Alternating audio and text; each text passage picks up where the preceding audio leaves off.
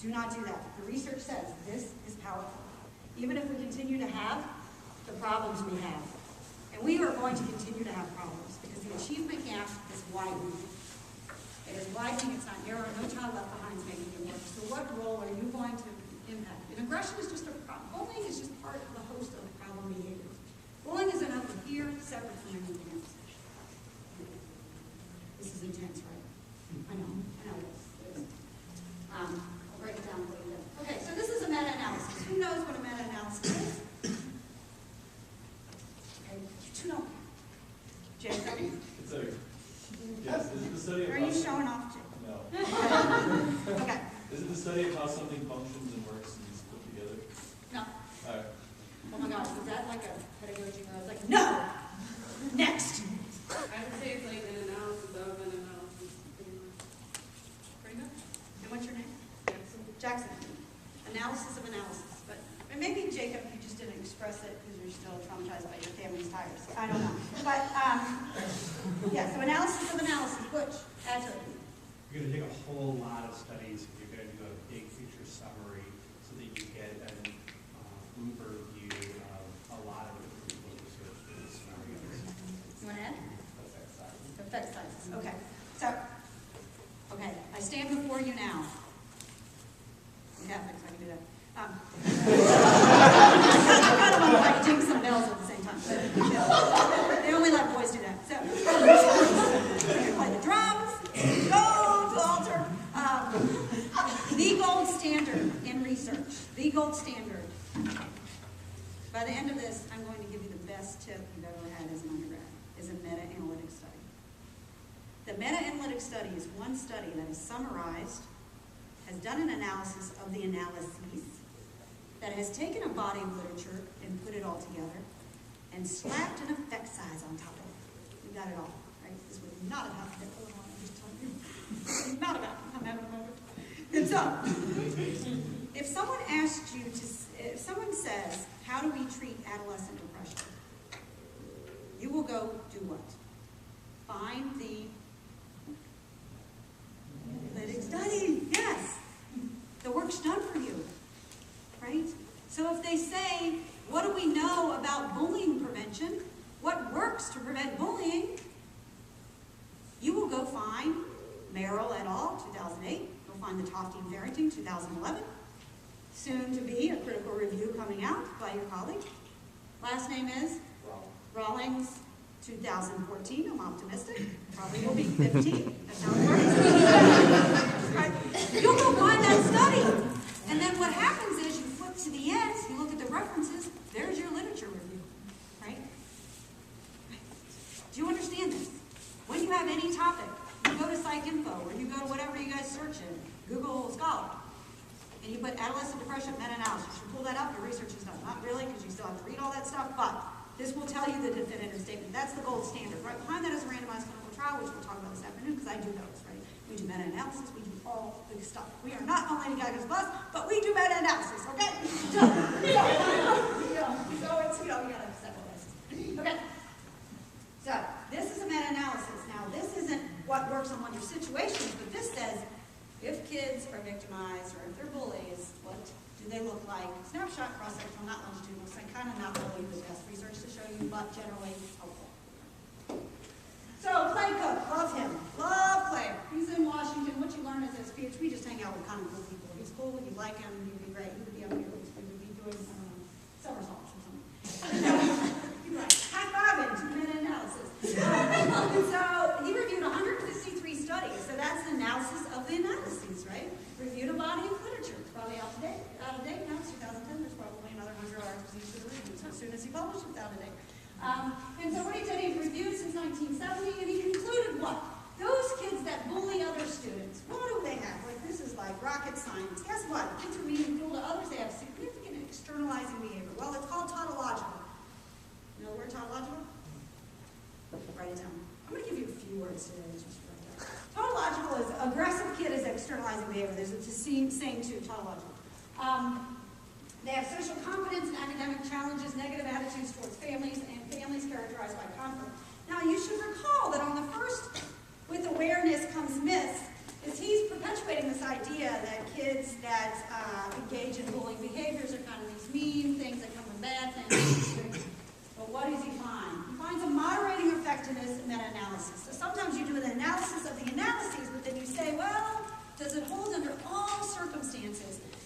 kids have academic and social challenges when they are bullies. No, it doesn't, middle school teachers. When bullies get to middle school, especially by 7th grade, they become popular. Okay, so this is the interaction. Let's read it together. Adolescents who bully have higher peer status than children who bully. So by middle school, the very mean kid in 5th grade becomes the popular kid by 7th grade. This is a moderating effect of meta-analysis. It's very difficult to find any founder. Kids that are in elementary school that are mean are shunned by their peers. They are rejected by their peers. By the time you get to middle school, that very same behavior, mean, exclusionary behavior, is seen as popular. I said that in 1997 in Toronto Star and USA Today. I said, these kids have high social status. Phil Rock and my colleagues said the same thing. So if we think that the peer group is going to manage mean and nasty behavior in middle school, you are delusional. Mean kids, popular kids, kids you even like, will have high social status. Right? So this deterministic model that they come from all kind of bad seeds, that kind of only, and that their peers reject them, holds to elementary school and middle school. Why is this important? We did a meta-analysis, again, a meta-analysis of bullying prevention programs, and found that the programs work up until about 7th grade. Get an effect size of 0.13. That's nothing to write home about, but you should just know it means you're reducing some level of bullying up until the level till 7th grade. At 8th grade, the effect size is 0. 0. In high school, it's negative. It's heterogenic. Another word. Heterogenic. It means we're doing harm, not good. So the programs we're putting into high school, like positive behavior supports, how many of you are in schools where there's PBIS? You need to know what PBIS is. If you don't know what that is, you don't know what that is. How many know what PBIS is? And I know it's a Shaker Heights and Cleveland. Again, graduate of this program. Write that down, please. And I will send you a writing. You need to know what PBIS is because you're going to see it in K through 12. And this is again, videotaped. My friend in character education, Marvin Berkowitz, would say it. I'm not going to say it from the tape, but it's behavioral. You guys, you're PBIS children. Yes, right? You don't remember? What were you told? Respect, responsibility. What? Come on, PBIS children. See the sustainability? Nothing. You are PBIS children. You remember the R's.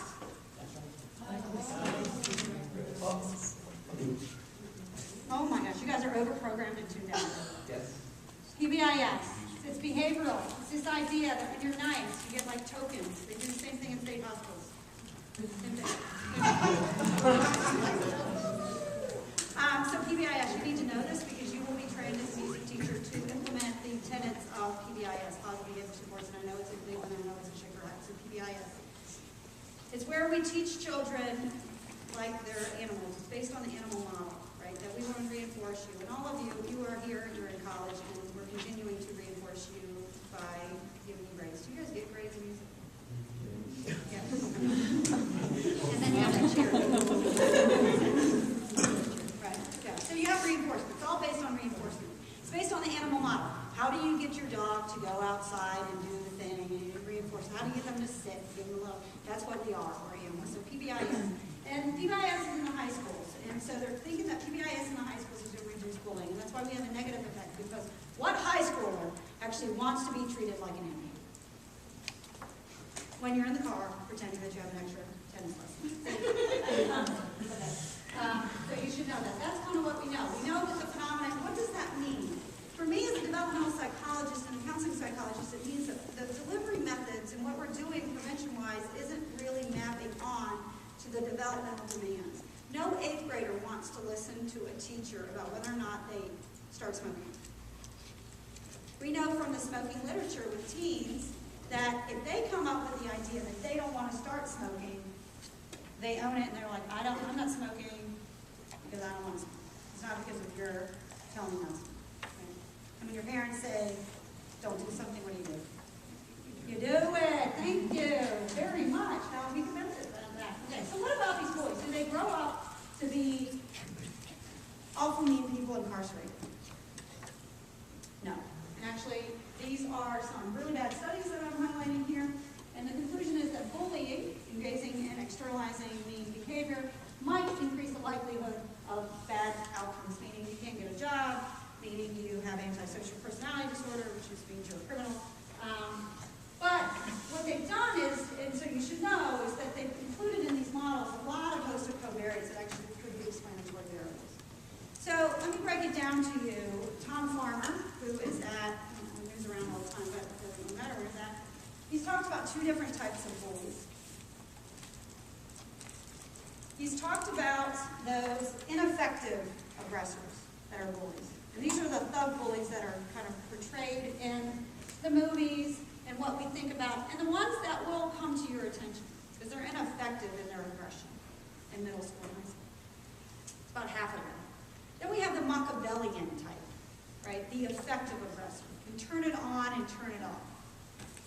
They can be charismatic with you the minute Robert leaves, going right after somebody, right? It's a budding antisocial personality, but many of us would score high. It's a 2.9 profile in Minnesota Multi-Phasic Inventory. Many of your professors here probably are 2.9s. Just write that down, 2.9s. I mean, antisocial personality disorder. It means that I can read in this room who I can pick on and who's not going to come to your rescue. So you're my target. And I can work the teachers so they think I'm an angel. But when they're not around, this is Machiavelli. This is the effective aggressor. These effective aggressors never make it in the principal's office. Those middle school students will never turn me in. But if I'm a fumbling, kind of ineffective aggressor, that's who shows up in the principal's office. So when I say to principals, you're like, I got that bully. I'm like, yeah, you got the ineffective aggressor. What about that effective aggressor that's running your hallways?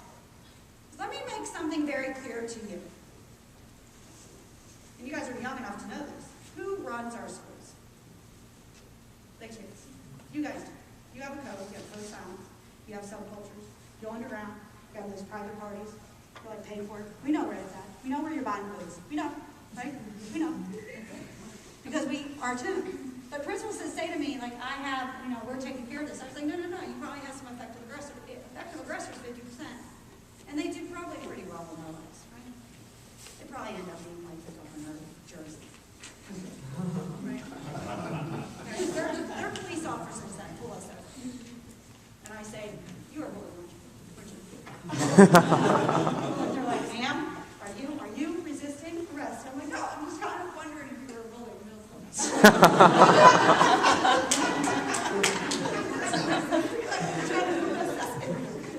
This ongoing dialogue with myself about police officers and their bullying. Ma'am, are you talking back? I'm like, no, actually, stop. Just be there. You're going to write the ticket. I thought we should have long way, right? Ladies, you should probably just cry. That works.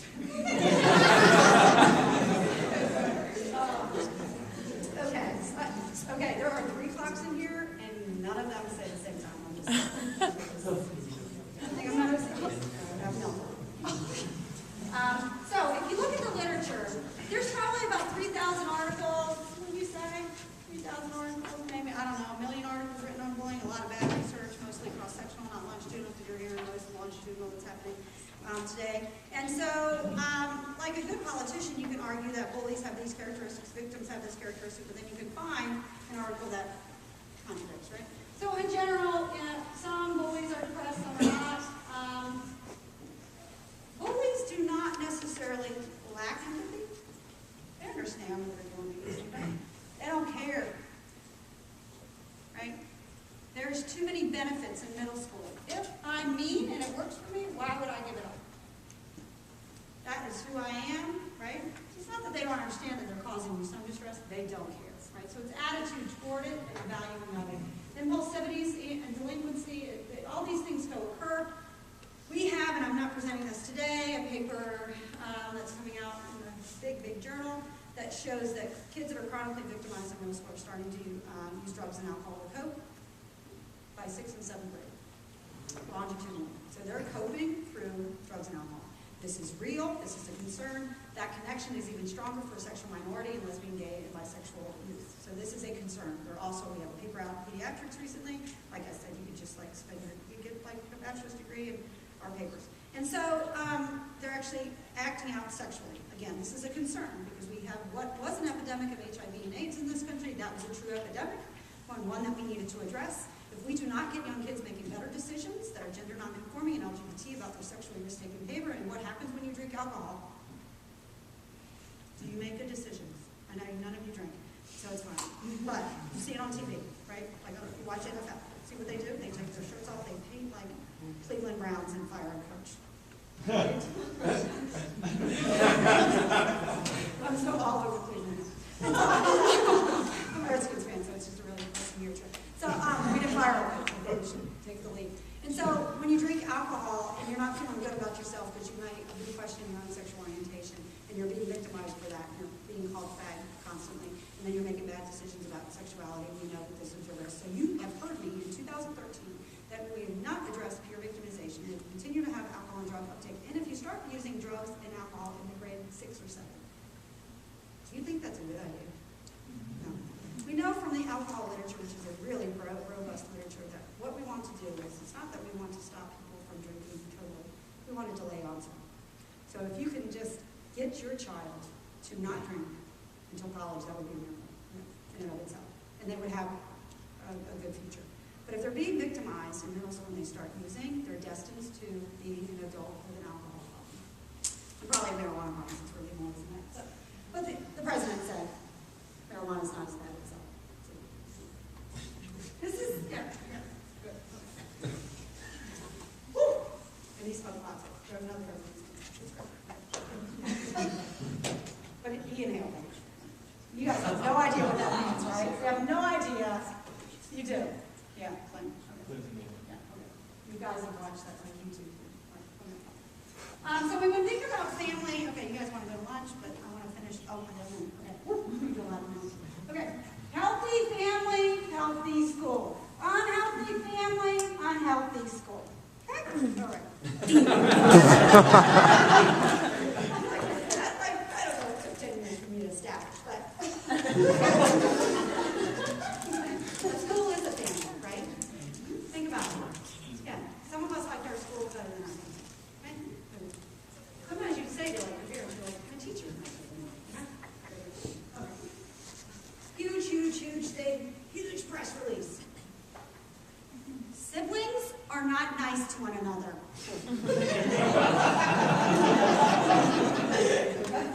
I'm proud of my field. Siblings are aggressive. We're all sitting back there going, that explains a lot. So, but more seriously, sibling bullying is, and Renee Duncan, I think she's in this state too. Is Duncan in Ohio? I want to say she's in Ohio. One of those small schools to Africa in Ohio. She's a huge researcher. In 1999, she exposed this and pressed it and picked it up, and people were like, okay, yeah, siblings are aggressive. Okay, like, don't we all get through that? And we've got to deal with it on Thanksgiving, like, for the rest of our lives. You're hitting me out of but seriously, we, in our studies, we had a nice paper out in 2012. We're not talking like, he won't let me use the Wii controller. I want to play this dance thing. I'm using the people who go, this is not real sibling aggression. This connection is, I have been physically injured by a sibling. I have been hospitalized by a sibling. I fear I will continue to be hospitalized by a sibling. Our conceptualization of sibling aggression is a proxy, another word, proxy for family aggression. Kids that are bloodying each other's noses and putting their siblings in the hospital probably are seeing violence modeled in them. I mean, unless we just have serious psychopathology, which we don't. Right? So we're concerned about this. We are very concerned about it, and it's not surprising that if you are a victim, your sibling's beating up on you all the time, putting you in the hospital, that you might go to school and, one, tolerate victimization, because that's what you know, tolerate victimization. But you also might become aggressive. I'm going to take it out on kids at school, because I get it at home. Let me make something very, very clear, which I'm making so many things clear today, I know. Violence is intergenerational. We have longitudinal studies in the Chicago Neighborhood Projects and other studies across this country where we have G3, it's called Generation 3. So these would be the kids of the parents of the parents that we can study, Deb Gorman Smith. They're intergeneral, so when you see that beautiful longitudinal model, put on top of that the kids of those kids, right? The kids of those kids. And what you see is aggression and violence. This is why when we think we're going to come in and take a little big old notebook and put some wristbands and make a video and wear pink shirts, that we're going to solve the world's problems. We have an intergenerational transmission of these behaviors, and we need to have an intergenerational approach. So if we think we're going to change this bullying in the schools, but we're never going to go talk to the families about it, we will continue. I will have job security for the next 14 years. And you guys will have problematic children in your music class forever. Right? And so this is very much a concern. Let's see. I'm going to see if I can get to a stop line. Who needs to eat? Really? Really? You need to eat. Did you get a text message? What do you got to eat?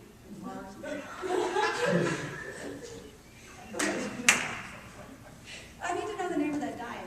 You know. So bad. Shoot. Between nugget truths. I was like, look at the obituaries. I really just need to do some stand-up comedy, but no one would laugh. Okay, so this is a beautiful stopping point because we're now going, which I alluded to, we're going to move into something that's near and dear to my heart that I discovered in my research, and that is lesbian, gay, bisexual, gender nonconforming. You think having such a good time out there, it doesn't matter. People tell them it's all going to get better. We're going to talk about let's get better and how it doesn't get better, and how the world is still negative, and it doesn't matter if we have same-sex marriages, and we have like, what's that one show, not the other one where there's two guys raising a child, and we have all this kind of great, and then we have this great kind of sitcom coming out with like all about gay men, and I think it's great. But the reality, in the ground and in your music class, they will still use the language that marginalizes them, and we're still homophobic. We are extremely homophobic still in this country. Okay? We still have real religious tenets that are going to make things difficult for these kids. So I'm going to bring it home for you. And I know I'm preaching to the choir, and sometimes I'm like out in Colorado, where focus on the family is, and that's really negative. So this is going to be really positive because you won't think like I'm like on the homosexuality pulpit or whatever. So we're going to talk about those kids and how you protect them in the context of your classroom and know that you're not going to be able to make them safe everywhere, but you can do your part. So go, eat, check your text messages, eat.